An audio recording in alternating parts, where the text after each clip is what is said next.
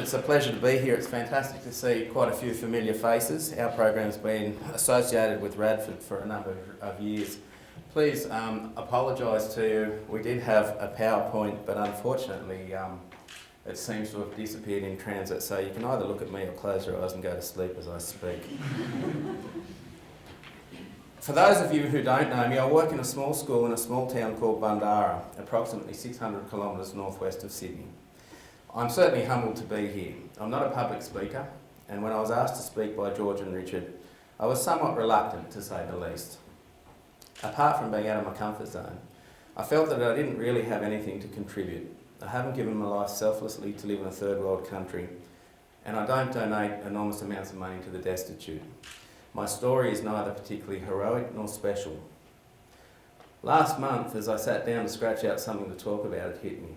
The boys in my program are worthy of discussion, and their predicament is real. They do not live with the immediate threat of starvation, murder or genocide, but they are oppressed. They live in our very own backyard and right under our noses. They are the youth who simply are not catered for in our education system and who will not fill the university spots or the job advertisements. Their path is predetermined at birth. They will be the statistically uneducated and unemployed. They are constantly ground down by an inflexible and impersonal system that doesn't acknowledge the many barriers they will face, nor the lack of opportunities presented for them. They will be labelled as dole bludgers, druggos, and no-hopers. Put simply, my story may not be worth telling, but theirs is. My boys are not unique. There are probably hundreds of similar communities to theirs across the country. Society can be quick to judge and condemn them without exploring the underlying root of their issues and problems. And this is understandable. We all lead busy lives and we all have jobs to do. I've been guilty of this perception myself in the past. After all, the work is out there if they really want it. So what stops them? I remember an incident years ago where one of my junior high school students swore profusely at a maths teacher at my school because she admonished him for not completing his homework. This young man subsequently fled the school, and hours later I finally tracked him down and we sat in the gutter to talk it through. When he was sufficiently calm, he broke down in tears and revealed that his dad had spent the night with a shotgun pointed at his mother's head. Having witnessed and endured this young man was then expected to front up to class per normal. Funnily enough, algebraic factorisations were not high on his agenda that day. I tell this story because we get so caught up in everyday machinations that we forget that there are many significant undercurrents going on in the lives of those around us. As a society, we can be quick to judge behaviours and actions with little knowledge of the complex subsurface, and this can be extremely damaging. The fact that that young man even managed to turn up to school, much less be in uniform, is a testament to his courage and inner strength. Whilst the poor teacher was just doing her job, he perhaps could have been excused on this occasion for not completing his homework. If only she'd known. These types of experiences are sadly not atypical. Many of the boys in our program, called Crossing the Divide, or CTD for short, face domestic violence, abuse, drug and alcohol problems, a lack of food, and a lack of security on a daily basis.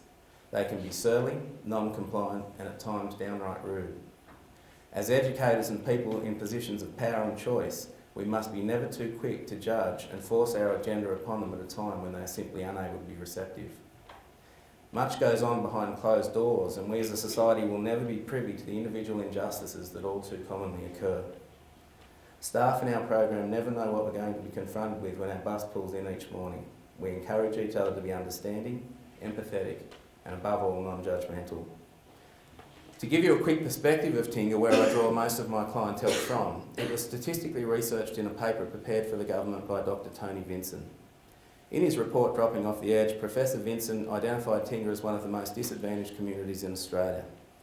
In this regard, disadvantage was assessed by consolidating a range of items such as criminal conviction rates, unemployment rates, education attainment, income levels, child mistreatment, and disability and sickness levels. CIFA also ranks Tingha as the most socially disadvantaged community in the northern inland New South Wales region. Tingha has a recorded Indigenous population of 32.7% compared to 2.3% nationally. Of these residents, only 4% had finished Year 12 and 47.2% of adult Aboriginals were recorded as unemployed. The median gross weekly household income was in the $500 to $649 bracket. Sadly, there isn't much around in the way of support to address these alarming statistics. My team and I hope we are playing some small part in affecting change in Tingha, in what is our backyard, but there is much to be done still there and across the country. Our program started quite accidentally as a 4-month, 2-day-a-week proposition to effectively burn some money a service organisation had left over. I was approached with this funding and subsequently targeted a group of 5 Indigenous youths who had been sitting around for 4 or so years, having left school in Year 9. In discussion first with the elders and then the boys themselves, it emerged that they liked to tinker with bikes, so we got a few old motorbikes donated to work on. New faces would show up in the old shed we were using asking to join the course. At that stage in late 2011, there actually was no course. But they didn't disappear, and it was then we began to realise that we had to do something in a meaningful way to help these guys. They had excellent self-taught automotive skills, and this was a great launching pad for us to try and formalise somehow. We didn't choose crossing the divide, it chose us. So I guess in terms of affecting change, sometimes it's thrust upon you and you simply choose to run with it. 3 years on, and CTE staff have rewritten the curriculum at the school level. It was out with Shakespeare and time for change. It's widely recognised that around 15 years of age, many of these disadvantaged kids start to dramatically disengage with the syllabus and indeed the educational establishment. This tends to coincide with increased exposure to drugs and alcohol and petty crime. Truancy is high, and we've tried to build our curriculum around the boys' interests and to harness their talents and to prevent the drift from occurring. For our older boys, we've looked to offer qualifications that might enable them to transition into work pathways. It was recognised that this group needed help in a range of areas outside of our expertise. And for the past 24 months, we've been approaching, accosting and harassing a variety of different organisations to try and put services and support in at ground level for our students. This is not always easy given our size, our location and our relative obscurity as a program. There appears to be a window of opportunity that exists at 18 to 25 years of age where these young men realise that they want to affect change in their lives. Typically at this stage they've been out of the system for a number of years. They have very low literacy and numeracy levels, poor communication skills and poor self-discipline. By this stage their opportunities are extremely limited, particularly in the rural areas where facilities are few and far between. The TAFE system is rigid, and whilst a fantastic institution in its own right, it does not suit these boys. Schools often do not want to know about the post-17-year-olds. Unfortunately, in my area, there's nothing else on offer. These young men need support and encouragement in all aspects of their lives. They want change, but by the same token, many poor habits are ingrained by years of inactivity. As they attempt to re-engage, they will stumble many times. Sometimes we have to wait until they're ready to try again. They need a compassionate, supportive, long-term approach to reconnect them to opportunity, and most importantly, they need to believe themselves worthy and capable. To be effective on any level, we need to go outside the traditional role of curriculum provider. If students stop showing up, we go out into the community and we find them. We feed them and we clothe them if necessary. At times, we may have to take them to the doctor or dentist and pay for their medication. The boys kept getting removed from the school bus, so we bought our own. And a big thank you goes to Radford for your generous support. Last term, the school installed a semi-commercial gym facility to assist in addressing self-esteem issues. Working out has become part of our curriculum and then gives way to healthy nutrition and living. Self-discipline and consistency will hopefully become a bonus side effect. The boys will grow their own produce which they can take home, and they will also donate vegetables to the wider community. Students connect back to their traditional culture by partnering with the local Aboriginal Land Council and the local Aboriginal Health Service. Outside agencies are invited in to deliver a variety of services from dental checkups to cultural workshops. We regularly go out to see the elders and we invite them into the program for meals and fellowship. We encourage interaction in the wider community and perform our own service work programs. Recently, several of our boys converted a garage into a wheelchair-friendly office space for a local resident suffering from MS. In 2014, there are 35 participants in the program, ranging in age from 16 to 47 years of age. 80% are Indigenous, and 40% of our boys have been involved with New South Wales Juvenile Justice Service or New South Wales Correctional Services. CTD has 9 students graduating this year. These students will graduate with a Life Skills HSC, Certificate 1 in Automotive, competencies in Certificate 2 in Metals and Engineering, and nationally recognised qualifications in First Aid, White Card, RSA, RCG, working at heights, working in confined spaces, food handling and chemical handling. They are licensed to operate forklifts, excavators, skid steer bobcats and front-end loaders. Several have restored their own vehicles and have obtained their New South Wales provisional driver's licence. One boy has gone into voluntary rehab for 3 months and several are now completely drug and alcohol free. We're extremely proud of their achievements, but there's still much to be done. Into the future, there are 3 immediate obstacles that desperately need to be addressed. The most pressing issue for us is transitional pathways. If opportunities and work placements cannot be found for our students to transition into, then my biggest fear is my boys will be thrown back on the scrap heap. Their 2-year turnaround and all their qualifications will amount to nothing. We are currently trying to make contact with political figures and mining corporations to see what may be available. Many of the boys are willing to move, but they will continue to require an ongoing, strong and supportive network behind them.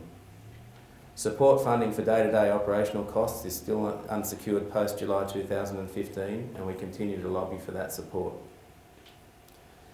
These boys are grounded in a small community which offers very little in the way of recreation and entertainment. The boys are weighed down with fines and for a variety of reasons they don't get their driver's licences at a time when most other youth do. Without public transport, they are stuck quite literally. Crossing the Divide is exploring the option of integrating its own driving school to address this imbalance. If we can get them licensed and help them restore their own reliable vehicles, then they can hopefully pursue better alternatives for themselves. In all of this, there is one point that cannot be emphasised enough. Our education system needs to move away from the one-size-fits-all approach. This is happening, but not fast enough. The dichotomy of trade versus academic rigour is too simplistic a notion and will still lead to whole cohorts falling through the cracks. Closing the gap and co-ed goals are worthy ideals which seek to bring Indigenous education attainment levels into line with those of the wider population. We do indeed want academic performance in our Indigenous population to be on a par with the wider community. But by the same token, it needs to be recognised this is not the way for all, and for some there needs to be a different focus, and this is where CTD fits in. If the system isn't working, we need to change the system, not blame the students for not conforming. The program is not perfect and we continue to strive to improve. We're not doing anything revolutionary. Barriers are encountered every day. Our work requires a curious mix of cajoling, remonstrating, coaxing and tough love. We probably won't win with all of our students, but as I was reminded the other day, if you can affect change even in one life, the journey's been worth it. It is worth noting that CTD is ostensibly a boys' program. Girls are certainly welcome to join, but this would be a big ask of them. This does not mean that there are not the same problems in the corresponding female demographic. Indeed, far from it. They are desperately crying out for programs to help them overcome similar barriers, and I'd love to be in a position one day where I or someone else could affect change for these young Indigenous women. Yesterday is too late. The great irony is that we exist in a political system that verbalises its commitment to Indigenous issues loudly and proudly, and yet the reality for programs trying to tackle the problem can be a very different story. Funding, advice, recognition, support and networking can seem at best very difficult to access, if not unattainable, and this needs to change. Society needs to look at spending in relation to the disadvantaged and how we structure and tier our support programs. The cost of juvenile detention in New South Wales is now quoted at $270,000 per annum per individual. Indigenous youth are heavily overrepresented in all statistics. Several individuals from my program were incarcerated prior to the program, and to date we have not had one re-enter the system. If that funding could have gone into preventative programs like ours, there may not have been the need for the incarceration in the first instance. Prevention is better than cure. Look, it's never too early to begin a journey of personal growth, nor is it too late. I grew up around similar young men to those I'm now so passionate about helping. Not mixing in their circles, I simply had no idea of what they were about or where they came from. To be honest, I didn't give them a second thought. It hasn't been until recently that I've embarked on my own journey of trying to affect change, and it's happened by accident. Change can be as little as adjusting your perceptions or holding back judgment until better informed. It does not need to be massive or on a large scale to be effective. It may not be lauded by the multitudes, indeed it may go largely unnoticed. It may be thankless and the journey will no doubt be frustrating and often exhausting. There will be times when you feel like you've taken 2 steps forward and 3 steps backwards. Change takes time resilience and determination, and the effects may not be seen for generations to come. This should neither discourage nor dissuade. We've had the pleasure and privilege of having several groups of Radford senior students spend a week at Crossing the Divide. The depth of maturity, empathy and insight shown by your students is both heartwarming and inspiring for me, and obviously a credit to this community of family, friends and school. If what I've encountered is representative of the wider community here in the nation's capital, we are in good hands. In a conversation with one of your students last year, we reasoned that if each Radford student was able to take home even an inkling of the hardship and tribulations that faces many of our disadvantaged rural Indigenous communities, then the seed for change has already been planted. If these individuals are then able to take their experiences and observations with them as they move on to hopefully high impact positions in the workforce, then that seed will have the opportunity to grow. If you are provided with the opportunity to join a G-Trip, grab it with both hands and take your observations and insights with you on your journey through life. Share them wisely. As many of you progress in society, I pray that you remember the people you have seen on these trips, and that whenever the opportunity arises, you push for change and try to address the inequities that are so prevalent in our society. Finally, I take my hat off to the many wonderful volunteers who so generously self-sacrifice to effect change. I'm not doing anything particularly spectacular, and I clock off at the end of the working day to go home to my supportive family. I have, however, with a modicum of effort and compassion, tried to change the system I work in, even if only on a small scale, to be more inclusive. To those of you who, like me, tend to gravitate to selfish as opposed to selfless, do not downplay your own ability to be the tool of change. There is much to be done in our very own backyard. There are a multitude of hardships and barriers for many in our country. Remember that beneath the surface there is often a complex tangle of obstacles, disappointments and missed opportunities that we have perhaps never had to confront. Change must start on a personal level, and a shift in personal paradigms and opinions surely is the seed for societal shift. The next time you happen past a scruffy, somewhat unkempt young man who occupies the bench at the mall with a cigarette dangling from his lips as he averts your eyes, don't be too quick to jump to conclusions. You don't know him or what he's been through. He may not be just another dog bludger waiting for the bottle-o to open. Who knows? Maybe he's just enjoyed 4 hours of his father threatening his mother with a shotgun.